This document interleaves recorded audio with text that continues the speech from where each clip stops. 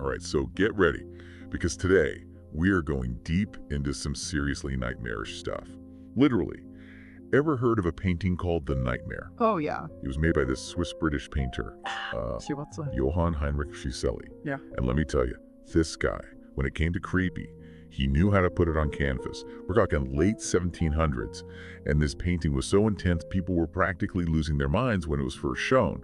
So what's the big deal? Why are we still talking about this, centuries-old spooky art? Well, that's what's so fascinating about The Nightmare. It's not just about, like, surface-level scares. Yeah. Fuseli, he was a master at tapping into those really primal anxieties that, we all have. Those deep-seated fears that are just as relevant today as they were back then. Okay, so for those of us who haven't had the pleasure of seeing this masterpiece of creepiness, can you paint us a picture? What are we looking at here in The Nightmare? Okay, picture this. A dimly lit room, almost suffocatingly small. There's a woman sprawled across a bed, and she's clearly not having a peaceful little snooze. Her body is twisted, uncomfortable, like she's fighting something, even in her sleep.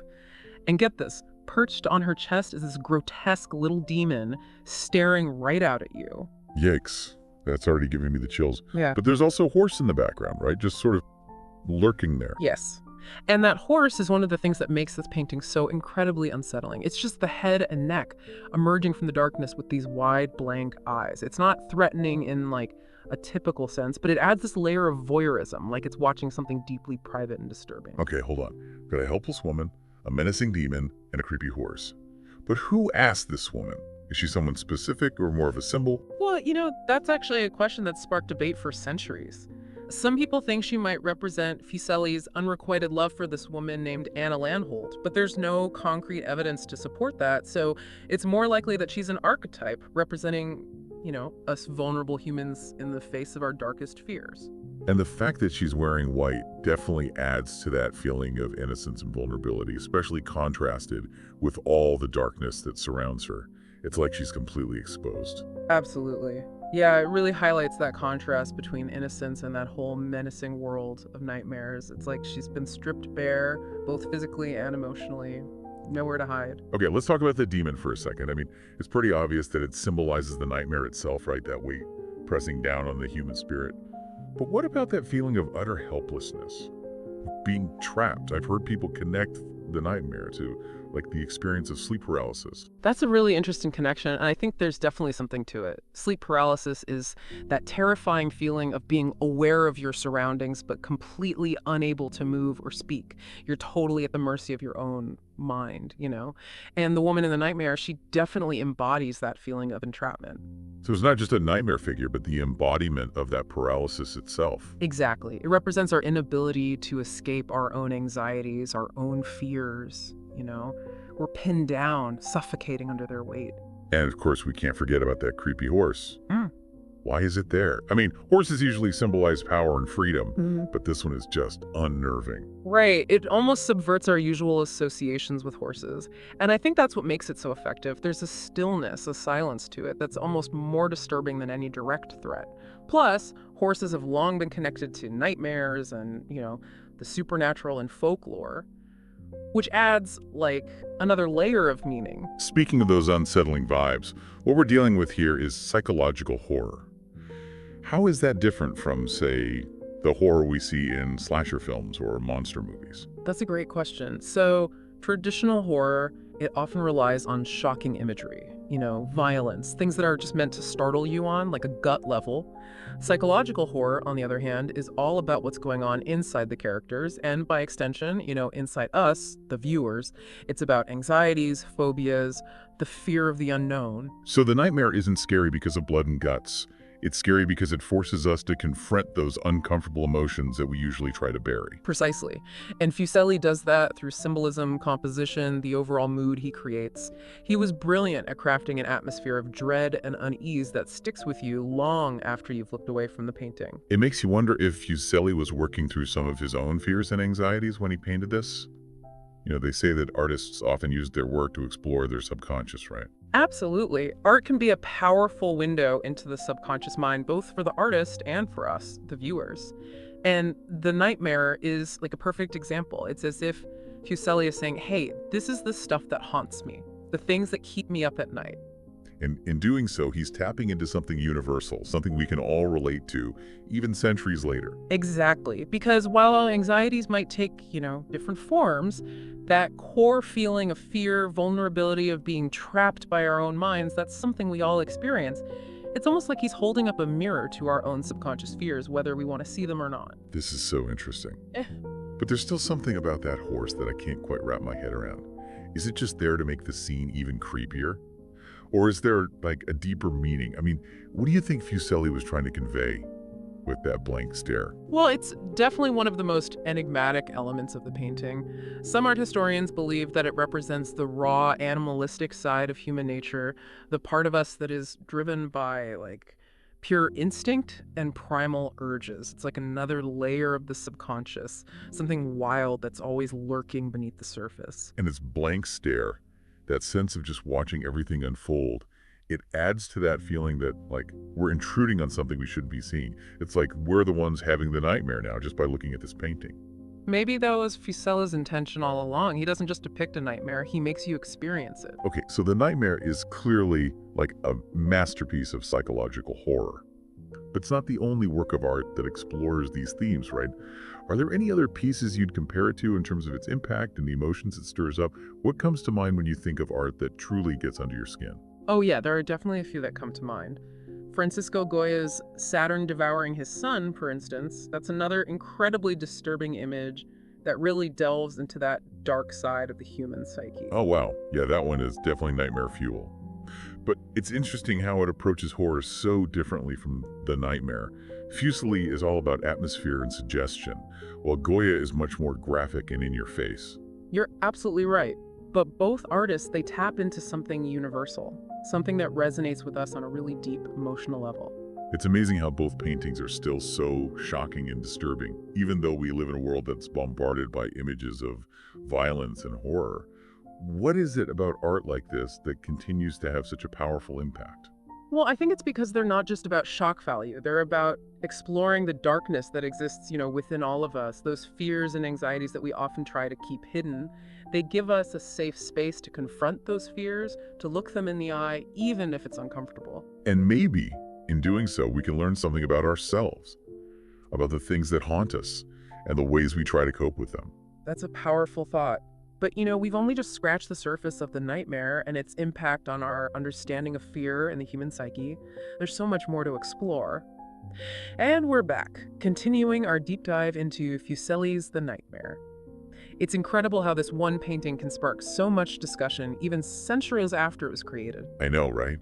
We were just talking about how it fits into this bigger tradition of art that explores, like, psychological horror alongside pieces like Goya's Saturn devouring his son and, Munch's The Scream. Yeah. But what I find so fascinating is how these works, though they're visually very different, all create this sense of unease without, resorting to graphic violence. That's what's so brilliant about them. They tap into those primal fears that, live in the human psyche. Fear of the unknown, fear of losing control, fear of the darkness within ourselves. They get under your skin in a way that chainsaw-wielding maniacs just can't. Exactly. It's not about jump scares or gore, it's about something much deeper and more unsettling. And The Nightmare achieves that so masterfully through symbolism. We've talked about, the vulnerable woman, the menacing demon, the eerie horse. But are there any other details that contribute to this psychological unease? I mean, it's not just the figures themselves, right? The whole atmosphere feels so heavy. You're picking up on something really important. The setting itself plays a huge role. Take the room, for example. It's dark and claustrophobic, with heavy drapery and this sense of oppressive stillness.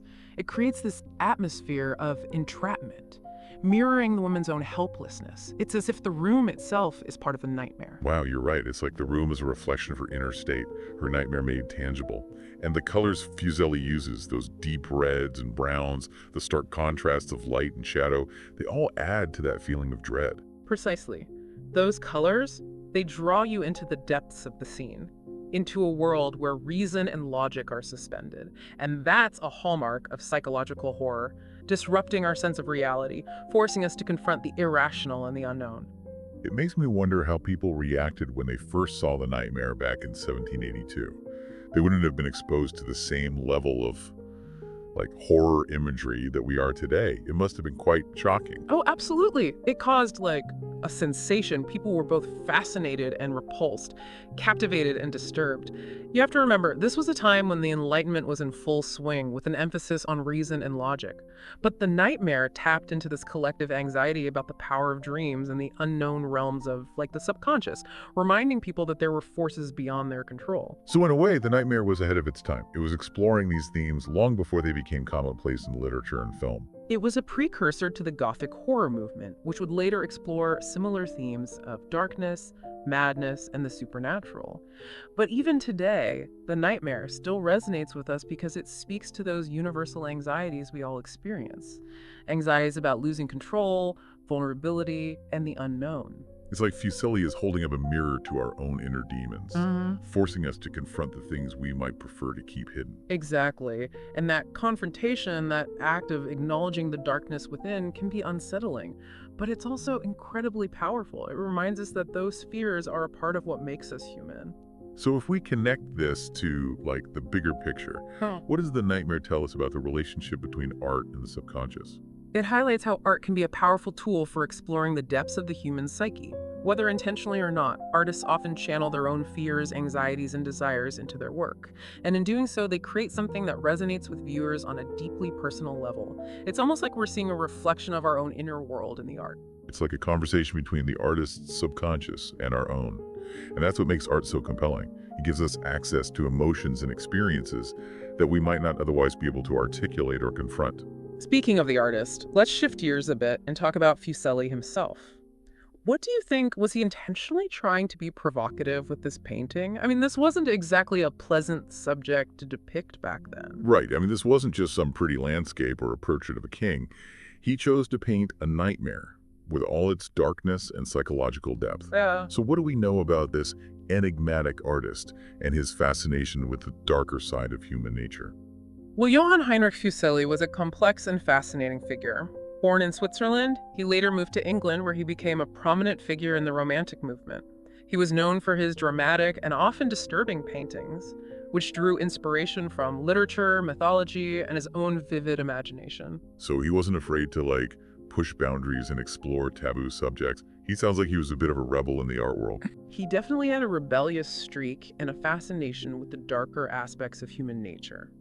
He challenged conventional notions of beauty and morality, and his work often dealt with themes of sexuality, violence, and the supernatural. And the nightmare is perhaps the most potent example of that fascination. It's like he's inviting us to look at the things that society often tries to sweep under the rug. You know, we talked earlier about the theory that the woman in the nightmare might represent Fuseli's unrequited love for Anna Landholt. Whether or not that's true, it's interesting to think about how personal experiences can influence an artist's work. Do you think there's a connection there? There's certainly a possibility. Artists often draw inspiration from their own lives, their relationships, their joys and sorrows. And sometimes those personal experiences manifest in their work in unexpected, sometimes subconscious ways. So even though the nightmare is a work of fantasy, it might contain elements of Fuseli's own emotional landscape.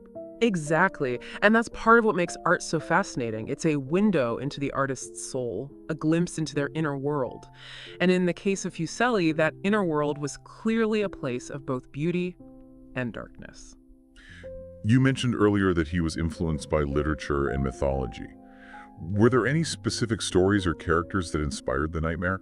Well, it's believed that he drew inspiration from a variety of sources, including Shakespeare's plays, Milton's Paradise Lost, and various folktales and legends about incubi and succubi, which were demonic figures believed to prey on sleeping victims. So he was tapping into a rich tradition of storytelling about nightmares and the supernatural. But he wasn't just copying those stories. He took those influences and created something entirely new and original, a work that transcended its sources and became a powerful symbol of human anxieties and fears. Absolutely. The nightmare is a unique blend of artistic skill and psychological insight. He created a world that is both familiar and strange, beautiful and grotesque, and that's why it continues to fascinate and disturb us. It taps into something primal, something that speaks to the deepest recesses of the human psyche. It reminds us that the darkness is always there, lurking just beneath the surface. But I think the real question is, why are we so drawn to art that makes us feel uneasy? Why are we fascinated by the darker side of human nature? That's a great question, and it's one that philosophers and psychologists have been grappling with for centuries. There are many theories, of course. Some believe that we are drawn to horror because it allows us to experience fear in a safe environment, to confront our anxieties without actually being in danger. It's like a controlled dose of fear, allowing us to test our limits, explore the boundaries of our own emotional resilience. It's like watching a scary movie. Get the thrill of fear without the real-life consequences. Exactly. And then there's the theory that we're drawn to horror for catharsis, as a way to release pent-up emotions and anxieties. So it's like a pressure valve, a way to purge ourselves of negative emotions, to confront our fears and anxieties in a symbolic way. That's another possibility. And maybe it's also a way of reminding ourselves that we're not alone in our fears. That everyone, even the bravest among us, has their own nightmares and demons to contend with. That actually makes me feel a bit better about all this darkness we've been discussing. It's not just me. We all have these fears lurking inside us. And maybe acknowledging that is the first step to overcoming them. That's a really insightful point. Art can be a powerful tool for fostering empathy and understanding. It allows us to connect with others on a deeper level, to recognize that we all share the same human vulnerabilities. So even though the nightmare is a work of horror, it can also be seen as a celebration of the human spirit. Our capacity to endure and overcome even the most terrifying experiences. That's a beautiful way to put it.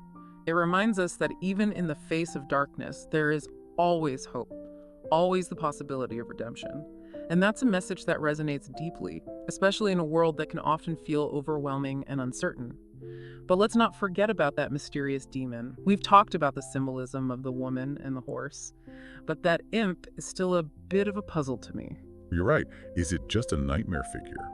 Or could it represent something more? Maybe something deeper about Fuseli's own psyche, or even the anxieties of his time? I think there's a lot more to unpack there, and that's precisely what we'll do when we return. Okay, so we're back and ready to tackle, the final piece of this puzzle.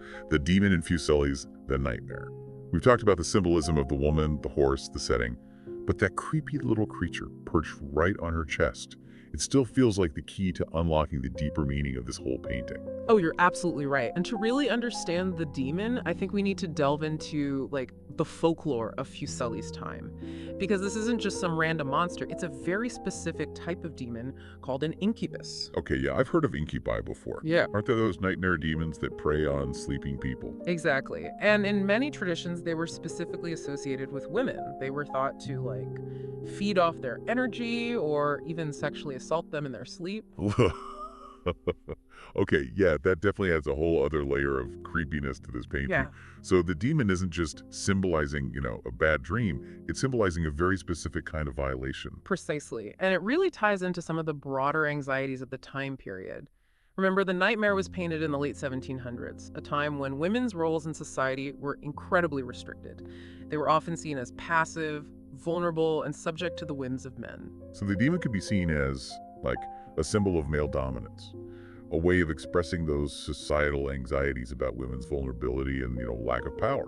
That's one way to interpret it. It's like the Fuseli is tapping into those fears and giving them this tangible form, in this nightmarish figure. And the woman's pose, her head thrown back, her arms flung out, he almost looks like she's in a trance or being possessed. It definitely reinforces that sense of being completely overtaken by something beyond her control. Absolutely. There's a complete surrender to this force, this violation, which again plays into those themes of vulnerability and powerlessness that were so prevalent in, societal understandings of women at the time. It's like the demon is literally feeding off her, draining her energy and leaving her helpless. It's such a disturbing image, but it's also so powerful in the way it captures those underlying, societal anxieties. Yeah, and if we consider the theory about Fuseli's potential unrequited love for Anna Landholt, it adds another layer of complexity to the symbolism. You mean the idea that the woman in the painting might represent her?